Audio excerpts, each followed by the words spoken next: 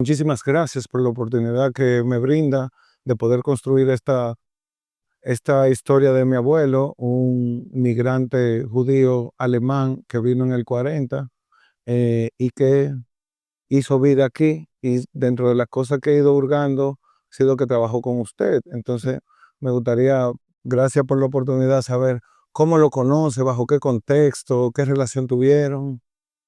Bueno, yo lo primero que tengo que hacer es darte las gracias por la oportunidad que me das de hablar de tu abuelo, Rodolfo, con el cual tuvimos una relación que trascendió la relación laboral a la relación de afecto personal, casi familiar, por la singularidad que él tenía de sus características y de sus cualidades, que como tú verás en las conversaciones que vamos a tener con este encuentro, son meritorias para hacerle un saludo y mantenerlo presente en la memoria de tu familia, porque son cualidades que se tienen y que escasean y de las cuales él tenía en abundancia y tenía la capacidad del esfuerzo y del sacrificio para llevarlas a cabo,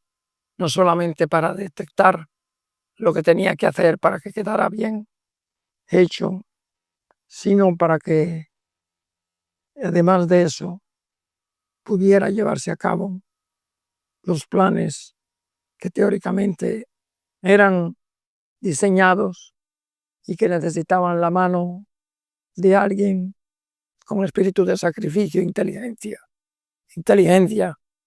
para llevarlos a cabo.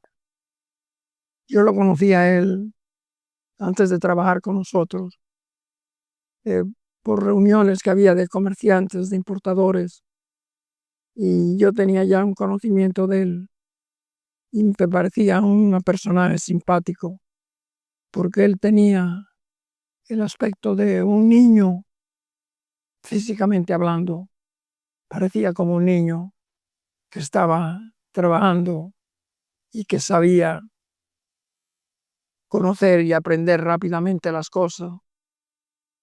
Y él tenía la característica de la indagación y del sentido de inteligencia que no se adquiere en las universidades, sino se adquiere en la vida cotidiana y en el trabajo cotidiano. Y ahí es donde él se convierte en un personaje que yo recuerdo como si fuera hoy el día que está todavía trabajando con nosotros y sus cualidades. Cuando él entra a trabajar con nosotros, él había dejado de trabajar, no sé si en Dalsan o en otra compañía de maquinarias y de equipos, y él fue allá. Nosotros habíamos cambiado porque se había ido el incumbente de la posición de auditor contable, le decían en esa época, de contable de la distribuidora Corripio y de Manuel Corripio. Eran dos entidades hermanas y papá lo entrevistó y salió muy sorprendido y dijo que aunque nunca había trabajado en un negocio semejante al que le estábamos ofreciendo, porque el tipo de negocio era distinto, que él iba a aprender rápidamente y que él tenía cualidades para aprender y hacer las cosas por su propia inteligencia. Él me empezó a sorprender desde el día que entró a trabajar. Él hacía el trabajo de auditor, pero también hacía trabajo de supervisor de de las operaciones de la empresa o de las empresas, que eran dos, que se manejaban con electrodomésticos y artículos de ferretería y comestibles. nosotros éramos importadores y todo se importaba. Y él empezó a trabajar con un sueldo que no era nada extraordinario. Yo creo que eran 200 pesos, que era mucho en esa época, entiendo yo.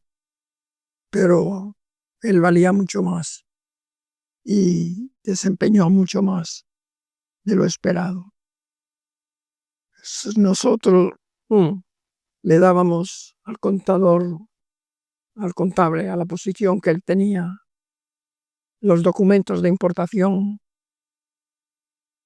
y la correspondencia que había con cada pedido para saber si la mercancía llegaba acorde con lo pedido y con lo comprado y con el precio y con la calidad. Quiere decir que él tenía una labor de auditoría práctica antes que la de registrador de operaciones contables. El evento surge en que los contables anteriores tenían el escritorio lleno de papeles en montones y el de él no estaba lleno nunca de papeles, y sin embargo él estaba al día en todas las operaciones. A mí me extrañó mucho eso y me dijo que esta importación está correcta, esta no está correcta, esta tiene una reclamación. Y sí, hablamos de varias importaciones. Y llega el momento en que me toca con una importación y me dice, esta gente, hay que tener cuidado con la importación de esta gente, porque ellos a veces ponen un flete más alto que el flete que pagaron a la compañía naviera. Y yo me quedo sorprendido porque eso era rigurosamente cierto, pero él no había trabajado en ningún pedido con Robert Arco Con esa empresa. que para darse cuenta del problema que había con esa compañía, que tenía esa mala maña de poner un flete en el conocimiento de embarque mayor que el que habían realmente pagado, para luego cobrarnos a nosotros la diferencia. Yo me quedo perplejo porque yo tenía un escritorio afuera para atender a los clientes y otro al lado del de Rodolfo. Rodolfo. Y él me estaba hablando, estando yo sentado al lado de él. Y yo le digo que eso es verdad, pero que ¿cómo él sabe eso si él no ha manejado ningún expediente de ese asunto con esa compañía para darse cuenta? Y él me dice, no, es que yo debo de decir en intermedio que él se pasaba el tiempo cogiendo papeles del archivo y yo veía que tomaba nota y yo creía que era revisando importaciones. Y era revisando exportaciones, pero también era leyendo Aprendiendo. el historial.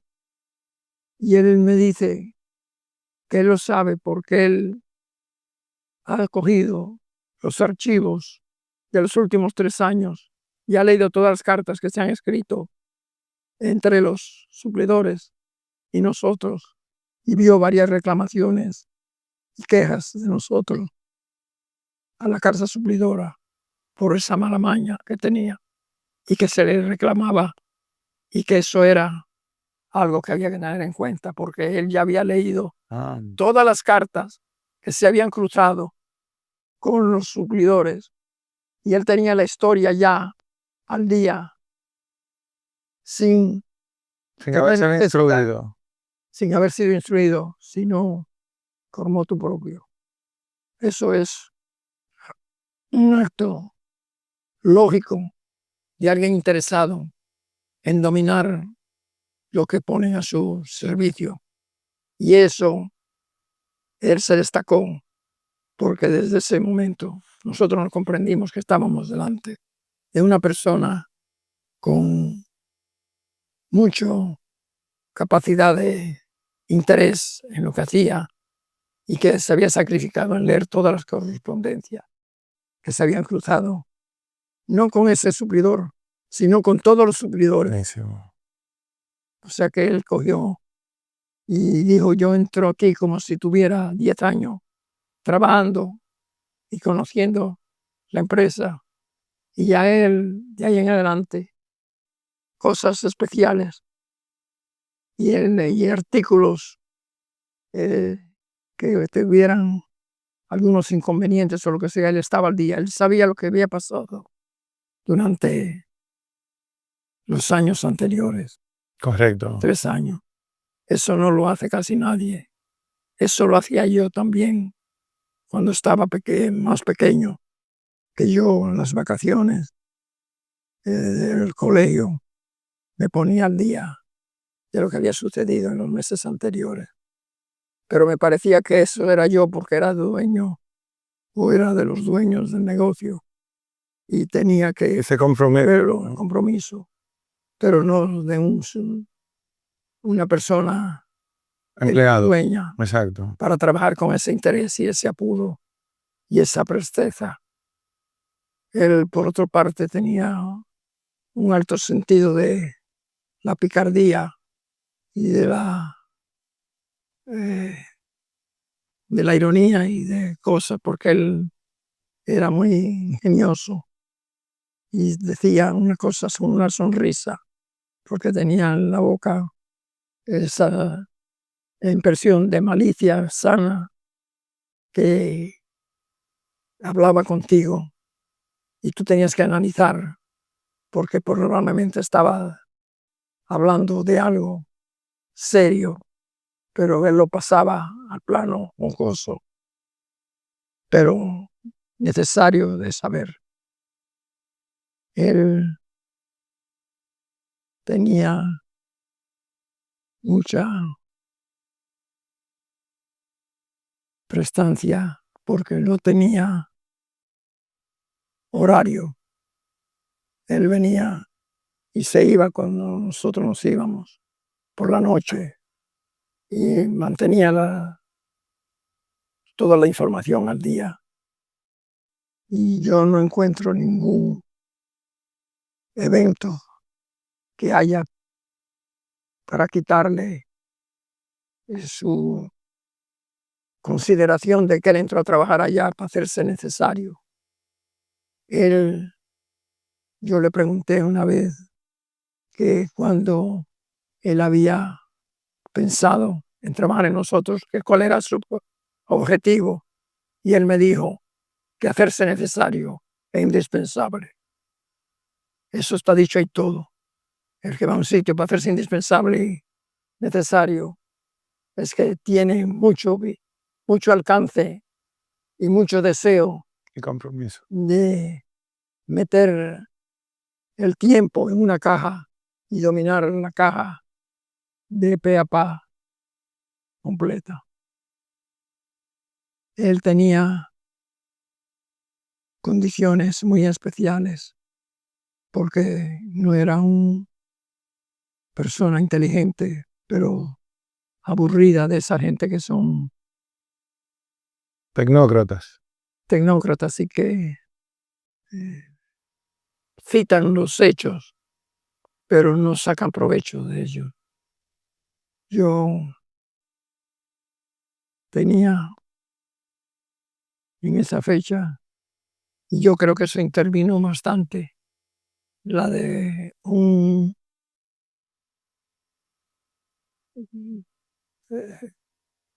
contable, no era contable, ese era intermedio, ese era encargado de aduana, un señor grueso y voluminoso de aspecto físico, que tenía las importaciones de ir a la aduana, que se llamaba Frank, no me acuerdo el nombre, Frank, y que estaba allá y que yo creo que fue que lo recomendó a él, ahora que recuerdo, para trabajar allá, que era judío también.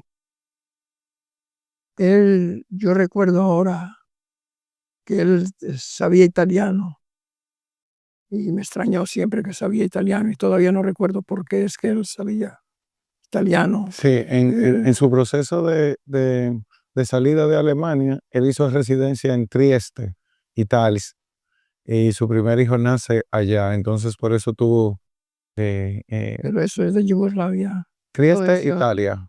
¿eh? Trieste, Italia. Por ahí anda su residencia. Eso estará en el Adriático, Trieste.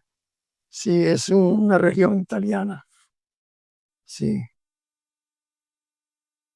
Sí, por eso sabía. Pero entonces, don Pepín, según escucho, entonces, ustedes compartían algunos valores y vocación de trabajo. sí, ¿Eso usted entiende que nace con ustedes o el hecho de ustedes haber sido inmigrantes, diáspora también lo conlleva a un esfuerzo mayor? eso consigue los diáspora, la diáspora, la, el trabajo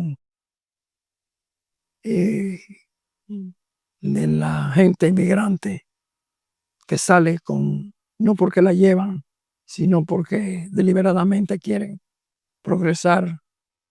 Eso es una raza, una subraza que vale mucho porque tiene el ímpetu del progreso y del sacrificio. Papá vino aquí a los 13 años y vino a trabajar prácticamente sin cobrar nada que valiera la pena, pero aprendió y dijo que a él le pagaron llamándole la atención por las cosas que hacía que no estaban correctas y que no funcionaban, porque con eso ya él había aprendido mucho y que se había hecho muy valioso y que papá había compartido con Rodolfo los méritos de ese sacrificio que hay que hacer cuando se lanza una persona al mundo a ver qué encuentra, porque papá vino a los 13 años y se estableció y trabajó y tuvo con Rodolfo una hermandad psicológica de enfrentar la vida en forma valerosa. Yo creo que él estaba dentro de la gente que, como dijo papá una vez, él nunca sería una persona sin empleo, porque él tenía que tener empleo y no había posibilidades de que él en el mundo estuviera sin empleo, porque él si no tenía un día en trabajo, él iba a ir no a donde un médico, no a donde un ingeniero, no a un dentista, no a un abogado, porque durante el tiempo que no tuviera trabajo, él iba a buscar trabajo en donde él pudiera rendir más, que sería en negocios que él entendiera y no en negocios extraños que él no pudiera aportar nada. Y que él iba a decirle al administrador o a la gente de personal que quería trabajar y si le decían que ellos necesitaban una persona para una posición, él iba a cogerla, no importara lo que le pagaran, no importaba las condiciones del trabajo, porque él iba a aceptar para entrar cualquier sueldo y después hablarían cuando lo vieran él trabajando. Y que en ese interín, si por casualidad no había capacidad para emplear a un nuevo empleado porque la situación de la empresa no permitía aumentar el personal, que él lo iba a sentir mucho porque iban a cancelar a uno para ponerlo a él, porque no era posible que un administrador de un negocio, viendo trabajar como él trabajaba, que le iba a llegar antes que los dueños a abrir el negocio, que él iba a estar trabajando hasta que se fuera el último empleado o dueño del negocio.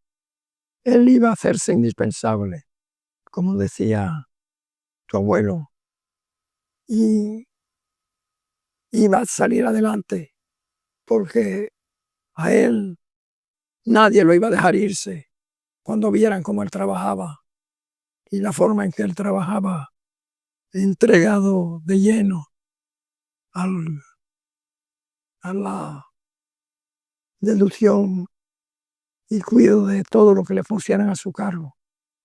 Y que él no iba a esperar eso aplicable a tu abuelo. Él no iba a esperar que le dijeran, arréglame esto y revísame esto. Que él iba a anticiparse a la solicitud y que lo iba a hacer.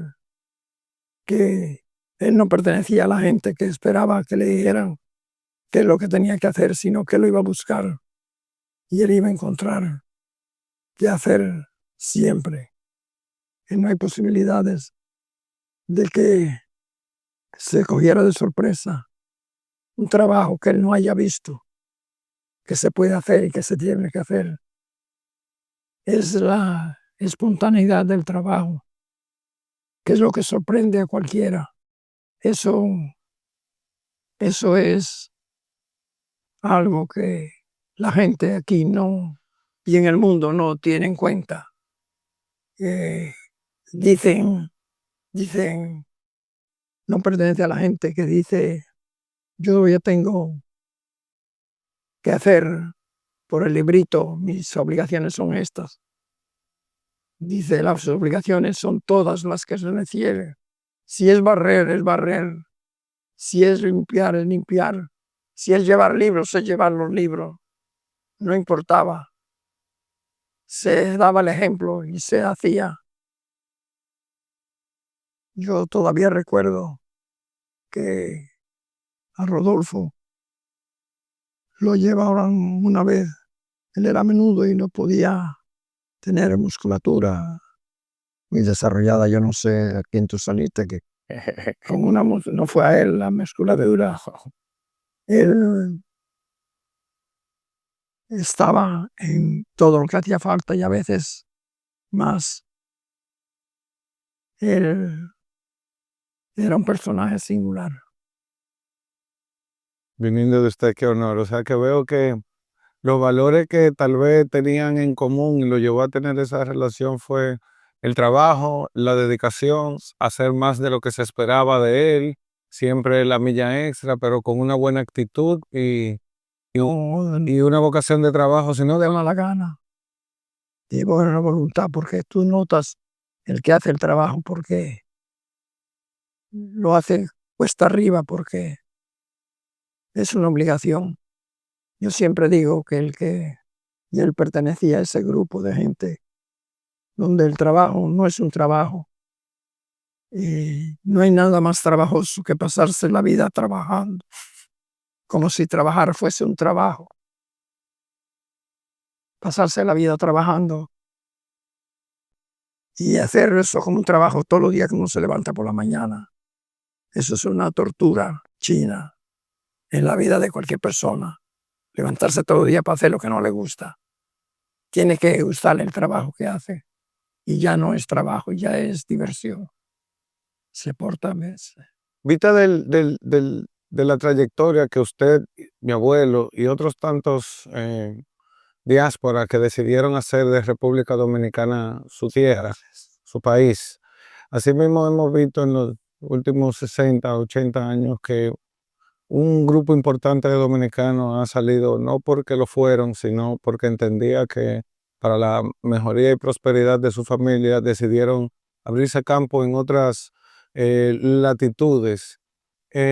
Usted que conoce mucho de la idiosincrasia del dominicano y ha sido parte del crecimiento real del país, ¿qué valor le merece, ya que usted ha estado rodeado de diásporas aquí, pero ha ido a varias conferencias fuera, ha tenido mucho contacto con el dominicano en el exterior? ¿Qué usted percibe del rol, de la importancia de ellos en el desarrollo nacional? ¿Cómo usted interpreta ese dominicano diáspora que puede ser el equivalente suyo Sí, en otro país, a a la inversa. sí, eso es muy simple. Es la selección de la especie de Darwin, hablando en sentido jocoso. Subsisten las razas más capaces de enfrentar las adversidades. Es una raza subhumana que le da mérito más allá de lo debido, no de lo merecido, y logran destacarse porque yo considero, y lo he dicho públicamente, que nadie debiera de disfrutar de la riqueza sin antes haber probado la pobreza y poderse dar cuenta de lo que valen las cosas. Esta mesa que está aquí, lo que tiene arriba, tú puedes valorarlo y decir que vale $5,000 o pesos, lo que sea. Pero no son 5,000 pesos los mismos 5,000 pesos que otro, tú o yo, valen las cosas que están aquí. Esto es más caro o más barato según la capacidad que tú tengas para producir el dinero que cuesta eso.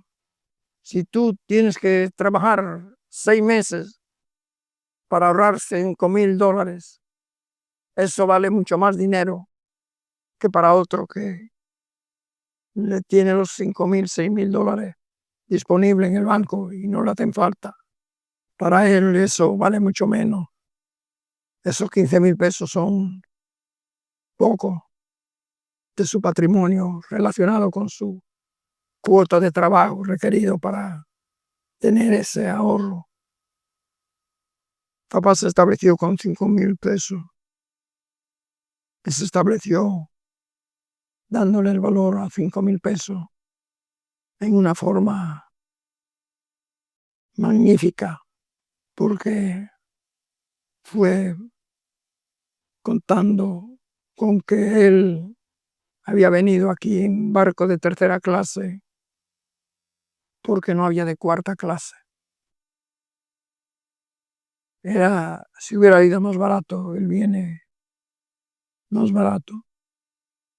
Los refugiados, los emigrantes que van a un país a romper corozo, valoran con más exactitud el valor de las cosas porque tienen una referencia muy buena por el trabajo que le cuesta ahorrar y consumir esos $5,000.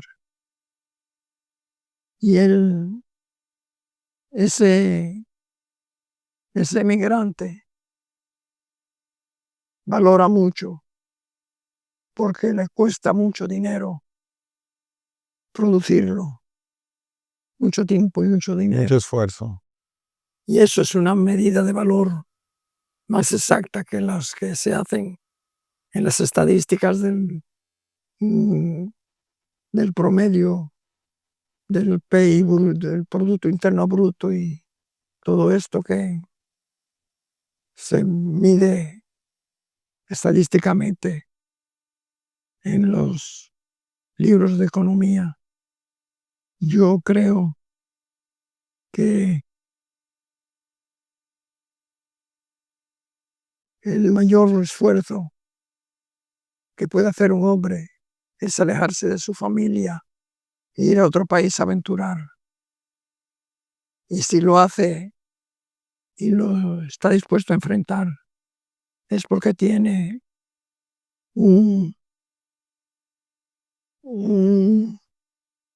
una disposición de combate como aquella de la Biblia, de Josué, no es de Josué, creo que es Esaú o algo así. El hecho fue, El hecho fue que los israelitas estaban siendo amenazados por los vecinos y querían o quitarle la tierra o reducir la tierra, el pleito que todavía es dura hasta el día de hoy. ujú, Y cuando estuvieron listos para ir a la guerra, creo que era Esaú, él reunió como 5.000 soldados para ir a la batalla. Y cuando tenían los 5.000 soldados, Jehová se presentó, según la Biblia, y le dijo que no quería 5.000 soldados, que eso era un número muy grande, que lo que él tenía que llevar era 500 soldados seleccionados con méritos y con espíritu de combate.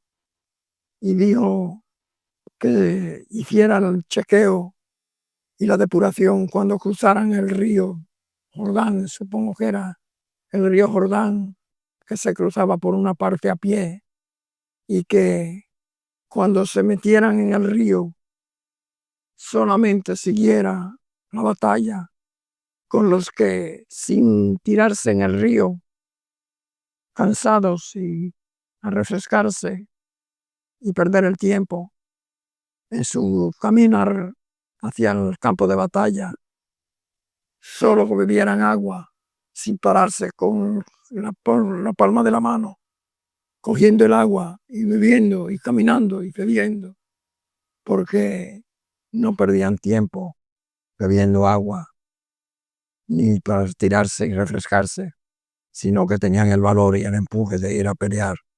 Esos son la selección de las especies mal interpretadas, porque cada cual tiene su organismo y su mente preparada para mayor o menor esfuerzo. Yo creo que yo tengo 12.000, antes había más, pero ahora hay 12.000 empleados, colaboradores valiosos que tenemos en el grupo, en todas las empresas. Y yo le tengo que hablar a cada uno en su idioma y en su idiosincrasia, porque todas las personas son diferentes. Y con ellas tú notas que tú tienes gente que son individuales y son mundos aparte cada uno y se manejan en forma diferente en sus limitaciones y en sus progresos. Hay un comentario que yo hago a menudo en la oficina y digo, ¿cómo es posible que fulano está de vacaciones y yo no lo sabía? Y la gente dice, sí, pero él cogió sus vacaciones anuales.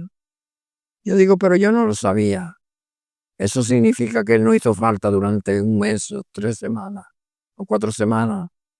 No hizo falta. No tuve que preguntarle nada. Eso es una mala señal. Lo lógico es que yo tuviera una valoración de él por la necesidad que produce el no estar presente para un evento que él tenía que resolver y lo resuelve otro. Los seres humanos somos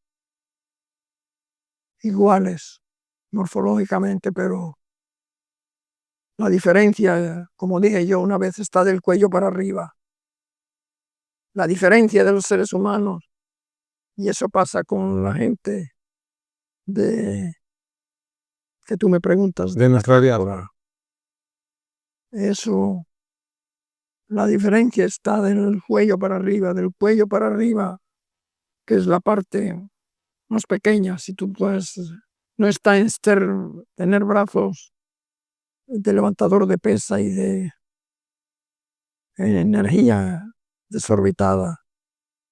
Es la energía que sale del cerebro, la energía que es propia, individual. Y la diáspora pasa una prueba que es verse apurado en que resolver todo con dificultades y sin recursos. Eso es muy simple. Yo creo que tu abuelo encajaba perfectamente en esa selección humana privilegiada. No sé si tú quieres conocer algunos otros aspectos que tú quieras preguntarme de Rodolfo. No, estoy sumamente agradecido. Creo que todo lo que tenemos nos sirve de muchísimo para y los proyectos que A lo mejor tú tienes otras versiones de otro, pero lo que yo te hablé es rigurosamente cierto y verdad. Y demuestran claramente que era un luchador. yo desde, no sé, Tenía el buen humor, eso es importante. el buen humor, Tenía el buen humor en medio de la la adversidad. actitud Sí, en medio de la adversidad. sí. Y me gustaba porque tenía una picardía de niño, siendo mucho mayor que yo. Sí, Buenísimo. Muchísimas gracias. Mire, don Pepín, esto es parte de todo un plan que tenemos para promover el valor de la diáspora dentro de la Fundación Pro Diáspora que estamos constituyendo para justamente ser hilo conductor en fortalecer muchos de esos programas de reconocimiento, vinculación y demás. Tenemos varias iniciativas que estaremos remitiendo de manera formal. Una de ellas es que queremos establecer una especie de reconocimiento a esos dominicanos de gran trayectoria en el exterior. Tenemos doctores de la Asociación de Supermercados, pero en el ámbito laboral y empresarial. Hay muchos talentos en muchos sectores, pero queremos constituir. yo soy asesor, yo fui presidente fundador de de un premio que da la Cancillería. El Oscar de la Reta. Oscar de la Renta, Sí, usted preside el consejo. el principal presidente cuando se formó. Y eso está hecho con ese fin, Correcto. para No no solamente la parte económica, sino la parte personal. Humana, social, personal, claro. Entonces, nosotros vamos a instituir ese premio, ese reconocimiento al dominicano en el exterior desde una visión netamente empresarial, en este caso, para vincularlo más a usted. Y por otro lado, eh, nos hemos dado cuenta del gran acervo cultural que hay allá. Hay muchos escritores jóvenes allá y queremos crear todo un canal de que en vez de que esos jóvenes terminen de editar y producir sus libros en Amazon, que vengan aquí y que en Editora Corripio haya un canal para promover ese talento dominicano, pero también para darle aquí la plataforma de lanzamiento y que Editora Corripio no solamente produzca de aquí hacia afuera, sino que vengan los de afuera, produzcan y desde aquí repartimos. Entonces, Bueno, ojalá podemos hacer eso en condiciones especiales de costo, sin buscar el beneficio comercial natural. correcto, aquí es el gran deseo de crear que tenemos y como usted reconoció en mi abuelo, yo siempre voy a tratar de hacer un poco más de lo que se me pide y se me exige, porque tanto de él como de usted he visto que el trabajo, la dedicación, la resiliencia, la actitud son son los que definen el éxito Creo que ha sido muy aleccionador este tiempo que nos ha dado. Le agradezco infinitamente que usted haya sacado de su tiempo para esta Su vida es una escuela que puede ser enseñada a los jóvenes. La vida de tu abuelo. Mire, don Pepín, le agradezco mucho este momento, la oportunidad que esto abre, no solamente para mí ni para la memoria de mi abuelo, sino esto es parte de toda una estrategia que tenemos con fortalecer el vínculo de la diáspora con la República Dominicana, y que esas experiencias de crecimiento, de prosperidad, de trabajo que hicieron allá, vengan a infringirnos un poco de eso hacia Sí. aquí. Hay que provocar el ejemplo como método de convencimiento. El ejemplo como método de convencimiento. Es lo mínimo que yo puedo decir, es que vale un minuto de trabajo como una hora de explicación, que vale más el ejemplo de un minuto que una hora de filosofar sin mérito ninguno en un sentido. Yo dije que papá me enseñó a trabajar con una sola palabra. Cuando él salía a trabajar me decía, vamos a trabajar, y me llevaba. Él no me mandaba a trabajar y se quedaba acostado. Era vamos. Vamos. Buenísimo. La palabra clave es vamos. Más que la preparación y más que los consejos que se explican de una forma muy clara, vale más para el componente del éxito el trabajo y la persistencia y la constancia que la inteligencia. Que tú puedes encontrar un individuo brillante, pero si carece de inteligencia y de constancia y de ese enfoque de luchar contra él mismo en sus deseos y afanes, él quiere trabajar poco y estudiar mucho para saber cómo se hacen las cosas. No vale. Las cosas valen cuando se materializan y hacen. Entonces, no hay pared que aguante como decíamos ahorita, mandar riazo todos los días. No hay pared que aguante eso. Siempre cede y cae la pared. Eso tiene que tenerse muy claro. Esa es la explicación de por qué analfabetos han triunfado espantosamente bien. Extrañamente se hacen personajes famosos por el trabajo y la constancia. Y en cambio hay otros que tienen mucha sabiduría y mucha lectura y mucho conocimiento y no progresan porque les falta la chispa del arranque. Es un motor sin gasolina. Hay que echarle gasolina.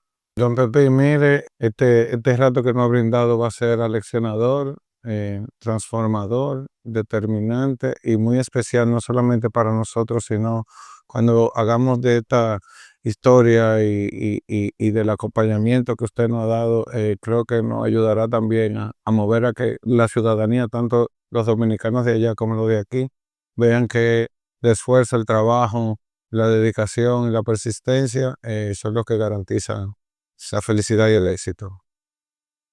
Por eso lo resumí yo en la expresión que dije en el Washington College de Boston. Cuando terminé la frase de la que yo hablé como una hora y cuarto.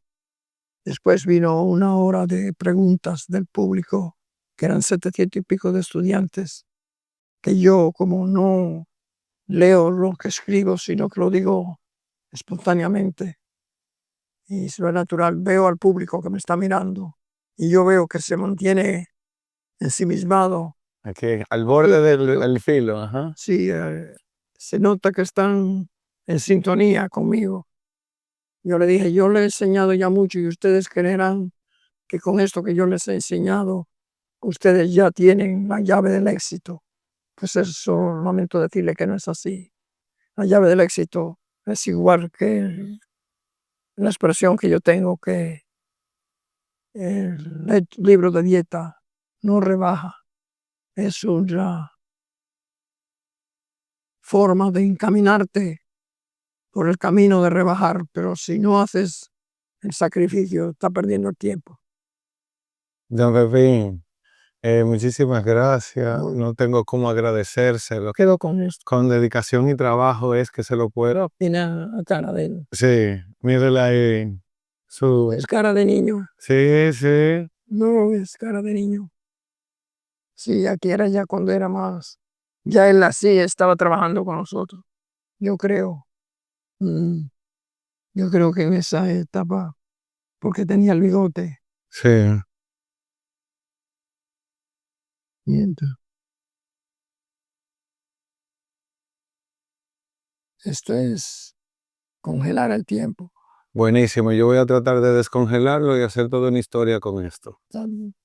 Te felicito. Muchísimas gracias, don Pepín. Y siempre que he tenido el deseo y el llamado y la necesidad de interactuar con usted, usted ha siempre estado a la disposición y por eso me llena mucho de orgullo y me queda de ejemplo de de que el trabajo, aunque sea una generación luego, Sí, tiene sus frutos, porque 2 generaciones después usted me está recibiendo por una semilla que plantó mi abuelo. Yo estoy cosechando un trabajo ajeno, pero parece que valió la pena. eso se parece como aquel. Eso es una anécdota histórico, cierto. Estaba yo en Asturias, en España, y estaba un señor campesino, pero muy inteligente, porque la inteligencia es natural, sin necesidad de estudiar. La inteligencia es una cosa y estar cultivado técnicamente es otra cosa. Eso se cultiva en las universidades. La inteligencia se cultiva con uno mismo y en su casa. No hay necesidad de buscar la inteligencia en los libros. En los libros tienen que decir lo que ya tú hubieras pensado si hubieras tenido que opinar el tema y tú hubieras dicho lo que dice el libro. Cuando el libro y tú coinciden, estás por buen camino. Y ese señor tenía 94, 95 años y estaba sembrando en un huerto que tenía al lado de su casa y estaba sembrando manzanas, árboles de manzana, pumares que se llaman allá en España. Y está sembrando las manzanas y pasan unos muchachos del pueblo que con muchachos al fin siempre quieren relajar con una persona de edad de casi 100 años y quieren decir algo que lo va a hacer sentirse quizá mal al señor mayor y le dicen, don Benigno, usted no sabe que esas manzanas que usted está sembrando, los árboles no dan hasta dentro de 3 años o 5 años, que no van a tener manzana por ahora, sino dentro de 3 a 5 años. Él, que no era ningún tonto, era inteligente, el viejito coge y coge la chispa de la pequeña burla que le estaban haciendo. Que le están diciendo que usted no va a estar vivo, Por viejo, ajá, ajá. viejo, usted va a estar muerto y usted va a estar sembrando lo que no va a comer. Él coge y le contesta por la vía oblicua. Dice, sí, yo lo sé eso, pero lo que ustedes no saben es que yo comí manzanas que no había sembrado cuando nací. Buenísimo. Ya él estaba gozando de manzanas que no había sembrado, lo cual significa que lo, que no era nada malo que lo menos que él podía. que él retribuyera sembrando manzanas. Muchísimas gracias por su tiempo, sus enseñanzas y sembrar. Bueno, muchas gracias.